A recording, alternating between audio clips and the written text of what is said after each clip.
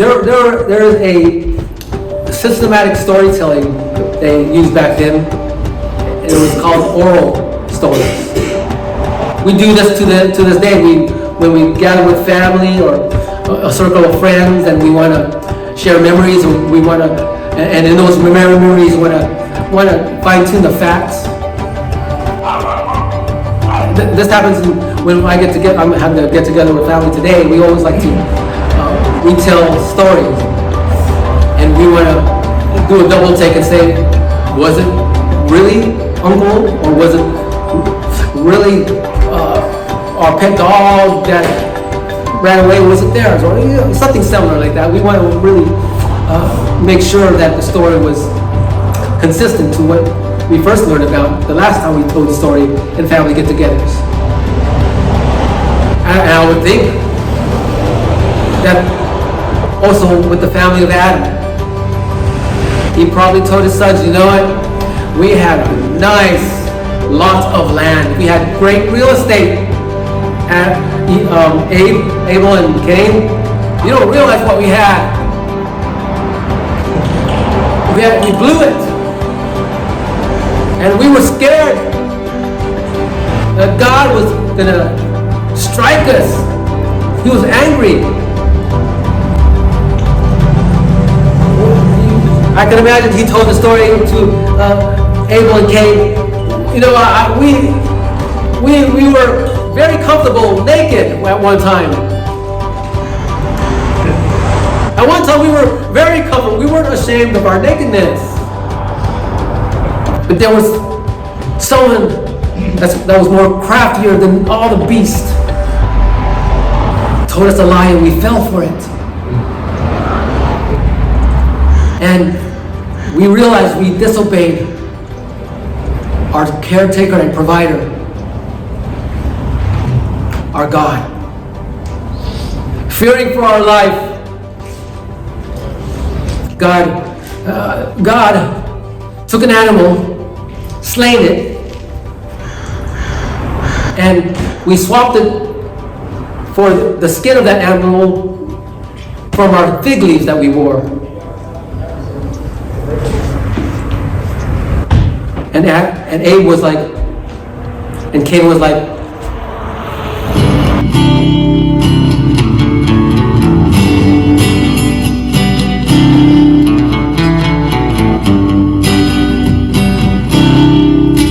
the most common story about Thanksgiving is maybe we reflect on the historical Thanksgiving, the first Thanksgiving. When we think about the first Thanksgiving, we think about the colonies and the tribes, the Indians, the Wampanoag Indians, I think, and this whole story behind that. Plymouth Rock. We recognize in our American tradition that to be the first Thanksgiving. But maybe we can go a little further, a little deeper, and say, who was the first to say thanks? Who was the first to say thanks? Out of the whole Earth's timeline, who was the very first to say thanks? And you ever, wonder about that? I mean, we use that jargon in our daily use. I mean, who here holds their sneeze? Anybody know anybody that holds their sneeze, or anybody here know? I knew friends that I know people who hold their sneezes, and I try to do that because I'm thinking, it doesn't really spray when you sneeze, so I'm going to try that. It didn't work well with me. I thought it felt like my brain was going to bust out back in my back of my head. But I don't know how people do that. They're like, like, why do you do that to yourself? Just relax and let it go. And then how I sneeze, I usually, cover my sneeze with an elbow. But when the usual response to someone's sneeze is what? God bless you, or if you like the German version, Gazantay, or the Spanish version, salud. And of course, we know that we always say God bless you. And it was the more kind response when people say God bless you, is thank you. And how did that come about? Who was the first to deserve a thanks? Right? I think we kind of get the hint. Who's the first to give thanks? We were singing about it. We give thanks to God. So try to connect the dots here. If he is to be the one to give thanks, then there must have been generations and generations to recognize that he is the one to give thanks. So who was the first to do that? We know who Cain and Abel is, right? We know the story in the book of Genesis. Because in the book of Genesis, it starts with the creation of the world, the creation of earth. Then there's, I'm just going to fast forward on this. And then there's Adam and Eve. And what was their duty at first?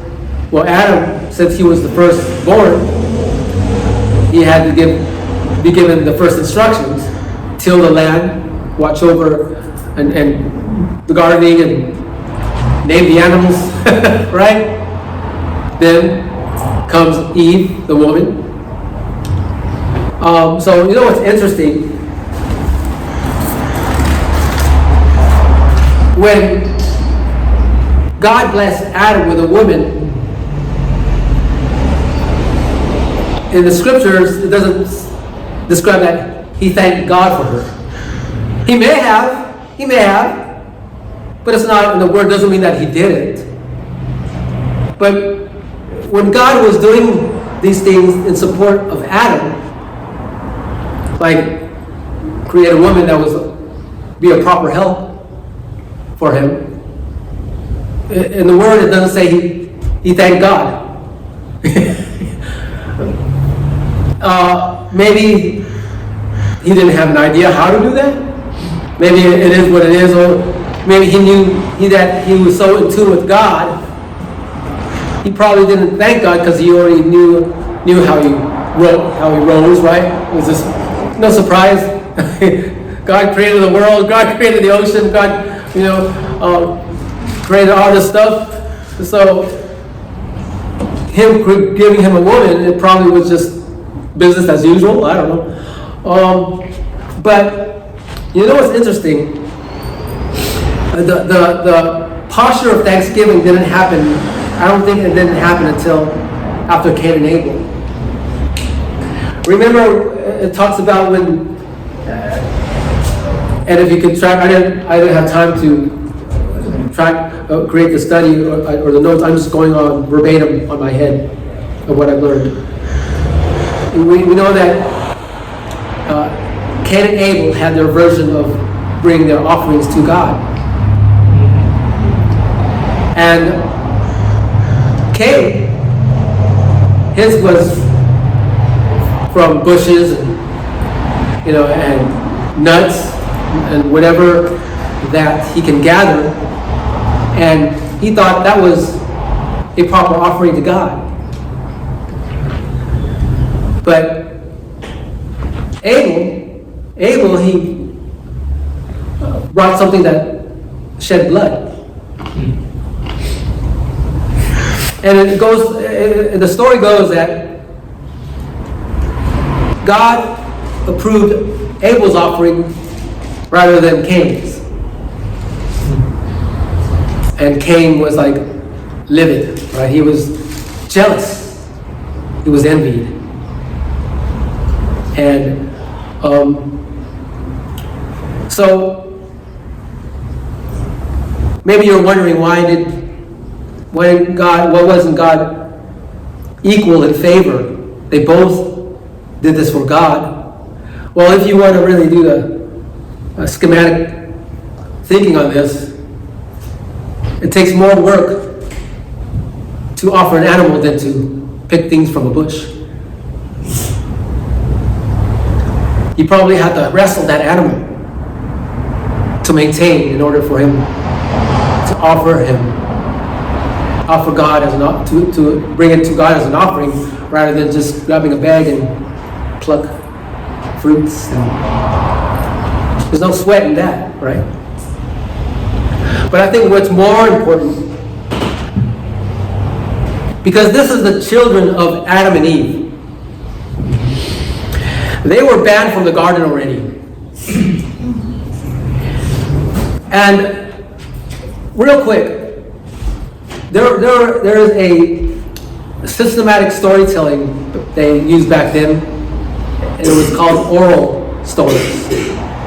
We do this to this day. When we gather with family or a circle of friends, and we want to share memories, and in those memories, want to fine tune the facts. This happens when I'm having a get together with family today. We always like to retell stories, and we want to do a double take and say, was it really Uncle, or was it really our pet dog that ran away? Was it theirs, or something similar like that? We want to really make sure that the story was consistent to what we first learned about the last time we told the story in family get-togethers. And I would think that also with the family of Adam, he probably told his sons, you know what? We had a nice lot of land. We had great real estate. Abel and Cain, you don't realize what we had. We blew it. And we were scared that God was going to strike us. He was angry. I can imagine he told the story to Abel and Cain. You know, we were very comfortable naked at one time. At one time we were very comfortable. We weren't ashamed of our nakedness. But there was someone that was more craftier than all the beasts. Told us to lie, and we fell for it. And we realized we disobeyed our caretaker and provider, our God. Fearing for our life, God took an animal, slain it, and we swapped it for the skin of that animal from our fig leaves that we wore. And Abe was like, and Cain was like, so let's weigh out the offering again. Let's weigh out the offerings. Abe's offering caused blood to spill. Cain was just simple. And maybe Abe's only way to thank God for not striking down his parents, for not permanently banishing them, was how God was merciful enough to hide the shame of Adam and Eve with better threads than figs. I mean, I'm just making a harmless assumption. And maybe with the same kind of attitude, the same spirit, Abe said, I'm going to let God know that I'm thankful, that I do remember. And I'm going to return to him the favor and the care he showed my parents. I'm just guessing, because if you can connect the two, there was blood spilled in order to cover the shame of Adam and Eve. Of course, inevitably, blood was spilled when Abe wanted to present the offering. But it gets deeper. That was a prophetic offering. That's why God accepted it. And it reminded him that he was going to send his son to be a sacrifice. It showed God the prophetic truth that ultimately, the ultimate bloodshed was going to be his only son to cover the shame, our spiritual shame. So, of course, God's going to look at that and see his son. He sees, of course, he sees the intent of Cain, but he even encourages Cain. I'm going to still accept your offering. But you know what happened? Cain did shed blood. Wrongfully. God said he heard the blood cries from the ground of Abel. That was forbidden bloodshed. And the story goes on. But I just want to focus on Abe's gratefulness of how his offering was more acceptable than Cain's. Because, real quick, yeah. because 1 John 3 verse 12 is talking about that. Whereas Cain, who was of that wicked one, and slew his brother, and wherefore slew he him? Because his own works were evil and his brother's righteous. Yeah. Amen. And but it's like, remember God prophesied to Adam and Eve about certain types of offspring. About an offspring that would be God's and an offspring that came from Satan. That will be enmity between her offspring and the enemy. Was Cain an offspring that was enmity against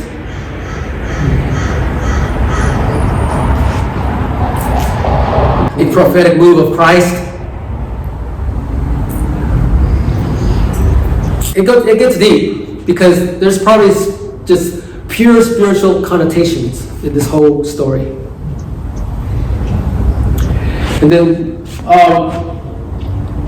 Noah, after the flood receded, Noah built an altar to thank God. That's the second account of offering in the Bible. Was Noah. And would you think that's a posture of thanksgiving? Leviticus 7 goes over the whole thing, the Thanksgiving offerings. And then Abraham, he was tested. By this time he was familiar with these certain types of offerings. I'm sure it's been told over the dinner table. And he's probably been told as a kid as a kid he was in a pagan land. I can go into so much, but he's probably heard in circles about the story of Adam and Eve and their kids and Noah. They probably heard about the global flood. How can you not? Now Abraham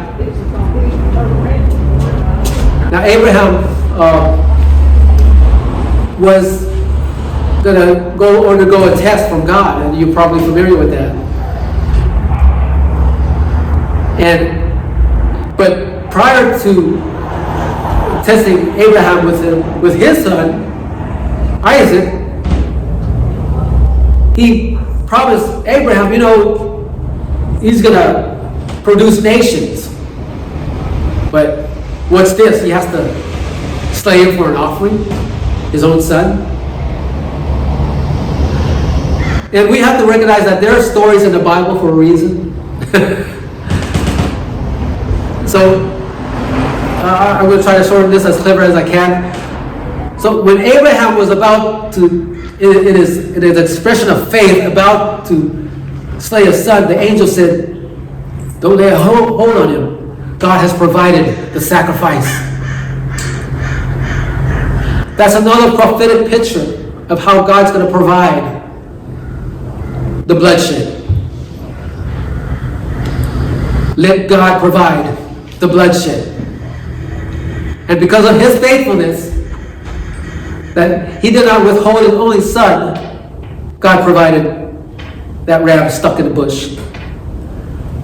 But this whole thing, I think that story was there for us to try to be in Abraham's shoes or sandals. As a father who has a son, and suddenly he's going to be without him.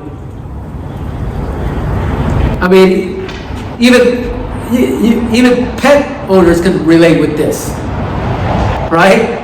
If you're a father, you can relate. You could probably relate what Abraham's been going through in this whole duration of this test. But see, God the Father, did not withhold his son from us. Then Moses, I'm sure Moses, after Abraham comes Moses, right? I'm sure the most notable, recognized altar was a blasphemous one.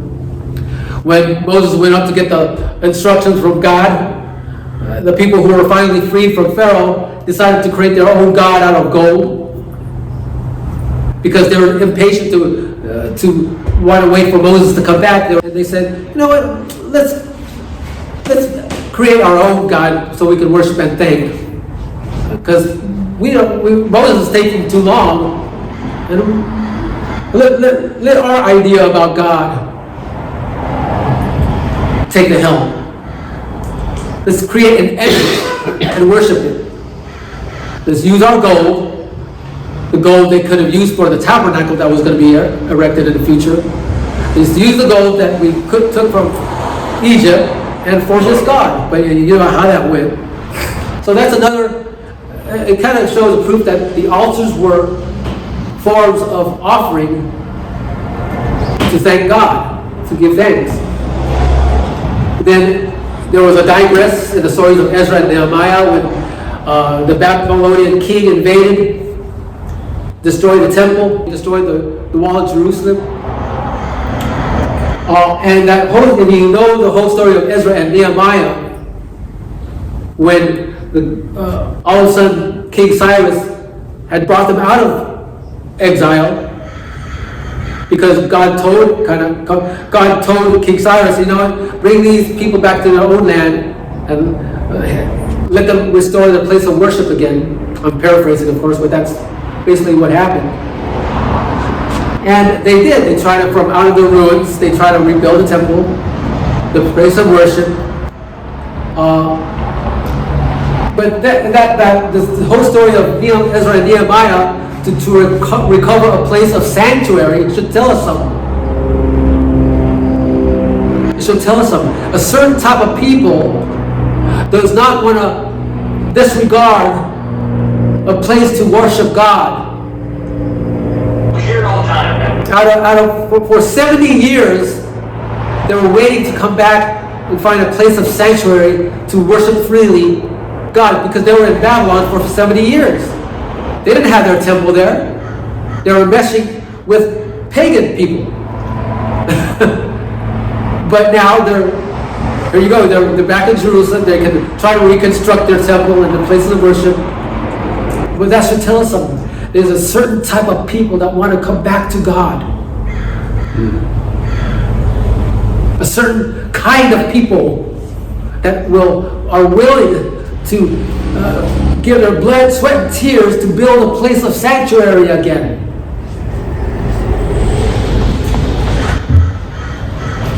Now, if you're familiar with Jesus and the woman at the well, they talk about places of worship in their conversation. And again, the one of the highlight of that conversation is worship. And the worship is ongoing to the book of Revelation and non-stop beyond that. Worship. The place of worship to God is unending. And I pray that I am in that batch enjoying that glory. So, the first Thanksgiving will be the children of God. The form of giving thanks. It's interesting that, I'm kind of, befuddled with why Adam and Eve never did that. It's not written, but maybe they did. It's just not written. Maybe that's why. But it wasn't only until the first offering. Maybe that was significant because I think what was significant. What's significant and what's a consistent thread throughout the whole Bible was the bloodshed. Was the blood. It starts off with a prophetic message, and it's finalized at the cross of Calvary. And its ongoing cleansing goes on today. The cleansing of the soul. His blood never runs dry for the cleansing of mercy and for the repentant sinner. So, it's the blood in Jesus. Amen? And I just want to say that, encourage us that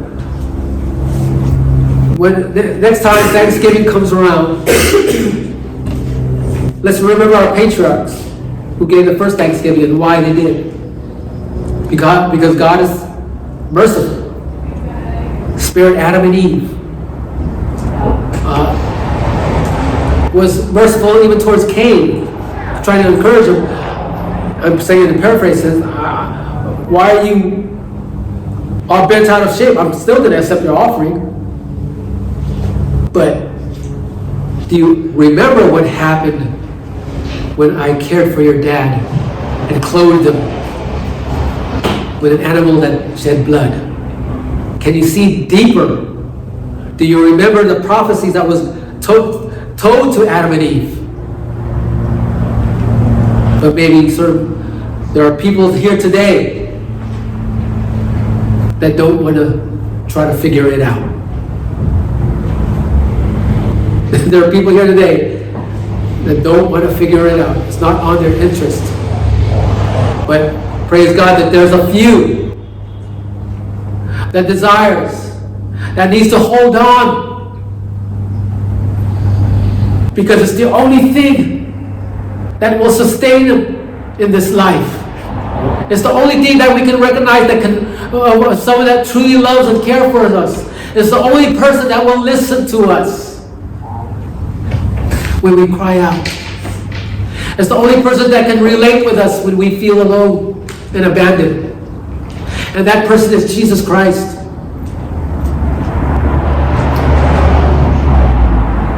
The blood proves it. The blood proves it. So we are thankful in this that God did not withhold his son from us. We're so undeserving, but God saw value, redemption value in his creation at the expense of his son's death. He loves us. But better news, greater news. He rose on the third day, conquered sin and death, and has created real estate like we've never seen before. I can't wait to get there. Can you?